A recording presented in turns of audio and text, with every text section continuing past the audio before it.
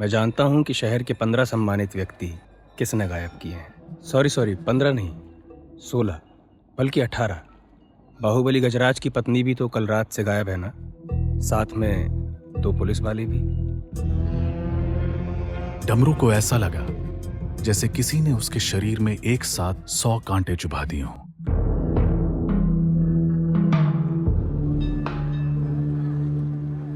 Journalist Vineet Tiwari की बातों का डमरू के पास कोई जवाब नहीं था।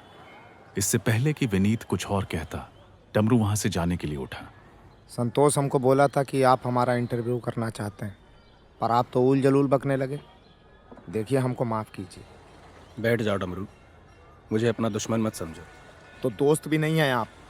हम का जाने कि 15 जन गायब हुए कि 50 जन, हमारा इससे क्या मतलब।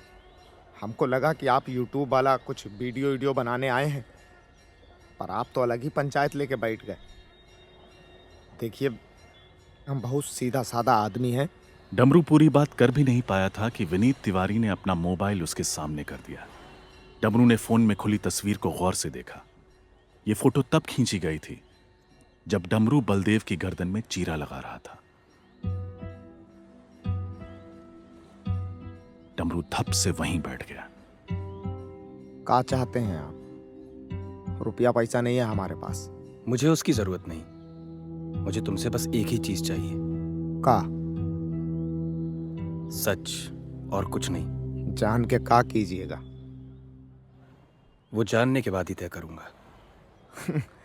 हमको अंदाजा है आप क्या करेंगे। पहले चटपटा खबर बनाएंगे और फिर पुलिस को बताएंगे। मैं टीआरपी या व्यूज के लिए काम नहीं करता। ऐसा होता तो मेरे पास ये इकलौती तस्वीर नहीं है तुम्हारी, ऐसी और भी हैं।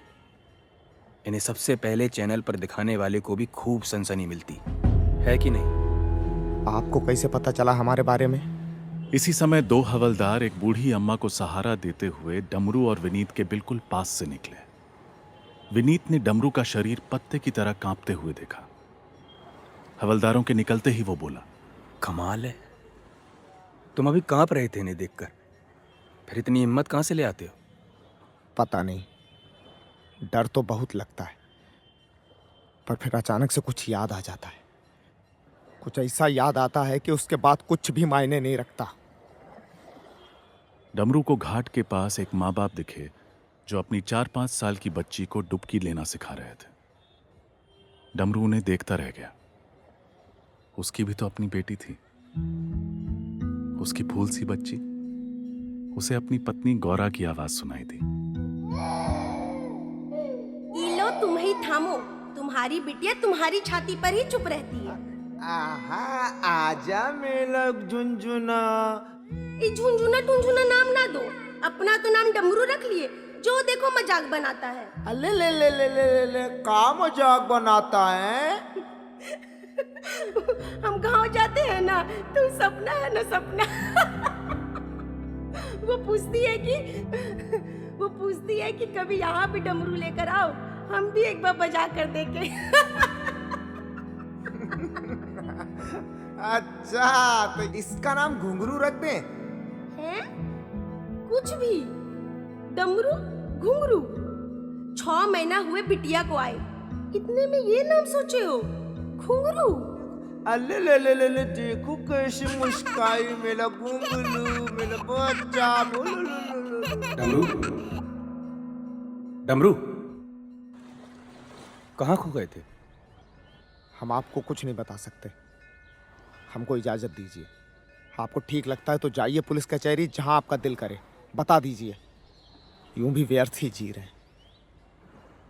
विनीत मुस्कुराया। उसने जेब से एक लिफाफा निकाला। डमरू 2 कदम पीछे हटा कि कहीं विनीत का हाथ उसके शरीर से छू न जाए, पर विनीत ने जबरन पैसा उसकी जेब में डाल दिया। रुको, ये पैसे रख लो, संतोष को दे देना। रख लो, कोई बात नहीं, मैंने प्रॉमिस किया था उसको। विनीत ने एक कार्ड निकालकर डमरू की जेब में रख दिया और फिर उसके कंधे पर हाथ रखकर बोला, जब तुम्हारा बात करने का मन करे तब एक मिस कॉल दे देना, ये मेरा नंबर है। मुझे आदमी पहचानने में कभी समय नहीं लगा डमरू। जाने कितने भले लोग मुझे एक नज़र में चोर दिखाई दिए, तो वो 10 साल बाद चोरी साबित हुए। और जाने कितने हत्यारे डाकुओं के अंदर मुझे कहीं एक मजबूर आदमी नजर आया। तुम भी कुछ वैसे ही लगे मुझे, वरना मैं तुमसे मिलने की कोशिश नहीं करता। आफ्टर ऑल जिसने 18 निपटा दिए वो 19 भी तो।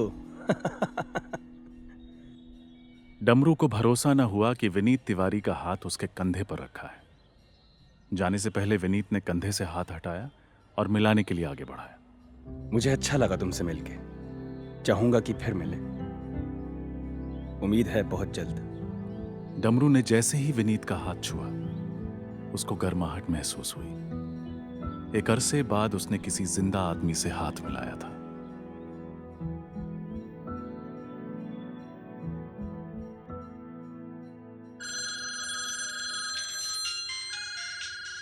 पांडे विला में इस वक्त जितने भी लोग थे, सबके चेहरे पर चिंता की लकीरें खिंची हुई थी। बाहुबली गजराज पांडे सफेद लिबास में एक कोने से दूसरे कोने तक चक्कर लगा रहा था।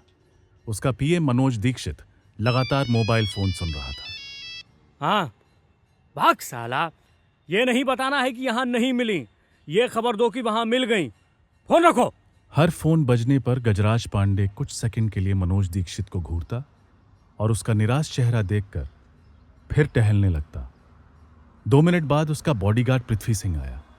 पृथ्वी गजराज की सारी सिक्योरिटी मैनेज करता था। वो खुद भी किसी बाउंसर से कम नहीं था। भैया जी, सब चेक कर लिया, 10-10 बार कर लिया, कोई फॉल्स एंट्री नहीं है। या तो भाभी जी अपनी मर्जी से। गजराज पांडे ने उसे घूरा। पृथ्वी, औकात में रह के बोल। माफी पंडित जी, मैं कह रहा था कि कोई ना कोई अंदर का आदमी ही है जिसने दरवाजा खुला छोड़ा था। अबे, दरवाजा खुला होने से क्या होता है? कुत्ते और भाभी जी दोनों को कोई एक साथ क्या जेब में रख के ले गया? बहस का टाइम नहीं है ये मनोज। तुझे किस पे शक है पृथ्वी? भैया जी, सारे हाउस क्लीनिंग स्टाफ पे। मेन डोर की चाबियां सिर्फ उन्हीं के पास। सबको बेसमेंट में बुला, जो छुट्टी पे है उसके घर किसी को भेज और घसीट के यहाँ ले गया। मनोज ने तुरंत फोन उठाया। हाँ, अच्छा, फोन रख, वहीं रह, हम अभी आते हैं।